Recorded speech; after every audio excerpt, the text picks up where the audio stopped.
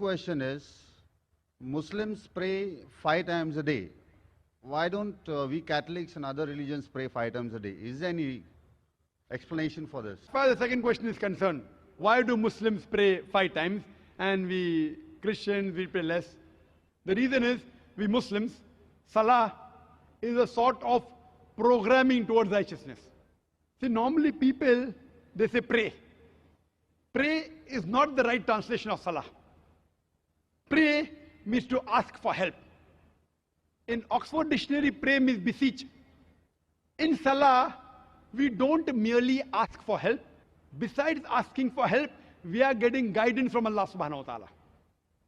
In other religions, we only ask for help. In Islam, besides asking for help, we are getting guidance from Allah subhanahu wa ta'ala. For example, if the Imam, after Surah Fatiha, he recites the verse of the Quran, or Surah Maida, chapter number 5, verse number 90. Ya ayyuhalladhina amanu, O you believe, innamal khamru wal maisuru, most certainly intoxicants and gambling, wal anzabu wal azlamu, dedication of stones, divination of arrows, rijsum min amali shaitan, these are Satan's handiwork. Fashtanibu lalakum tuflihun, abstain from this handiwork that you may prosper.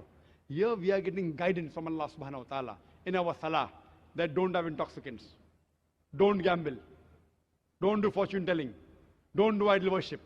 These are Satan's handiwork. Abstain from it that you may prosper. So besides asking for help, besides asking, we are getting guidance from Allah subhanahu wa ta'ala and we are thanking Allah subhanahu wa ta'ala. So I prefer calling Salah as programming towards righteousness. And if we analyze today, the amount of evil we see around us, bad things happening, evil thing, obscenity, cheating, there are high chances that we can get deprogrammed. How a doctor tells you, for a healthy body, 3 meals a day. So our Creator, Almighty God, knows that we have to be programmed 5 times a day, so that we will be on the straight track. So He is our Creator, He knows that. So if you are a true Christian, even you should offer 5 times. You know why?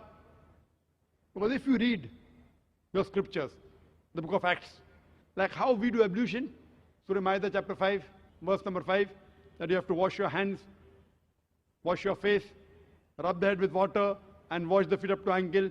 Similarly is mentioned in the book of Acts. Similarly in the book of Exodus, that Aaron and Moses, they washed their face and hands before they appear in front of the Lord. Same thing, the basic part of Sajda, the sujood, if you read Genesis chapter number 17, verse number 3. It says that Abraham fell on his face and prayed to God. In Numbers, chapter number 20, verse number 6, Aaron and Moses, they fell on their face and prayed to God. Joshua, chapter number 5, verse number 14, Joshua fell on his face and prayed to God. If you read the Gospel of Matthew, chapter number 26, that Jesus, Christ peace be upon him, in the Garden of Gethsemane, he took a few steps forward and fell on his face and prayed to God. Can an acrobat fall on his face and pray to God better than the way we Muslims do? When you do sujood, we put the highest part of the body, the forehead, on the lowest part of the ground and say, glory be to Allah, the Most High. Glory be to Allah, the Most High, thrice. So all the prophets of the Bible, they prayed the same way as we Muslims pray.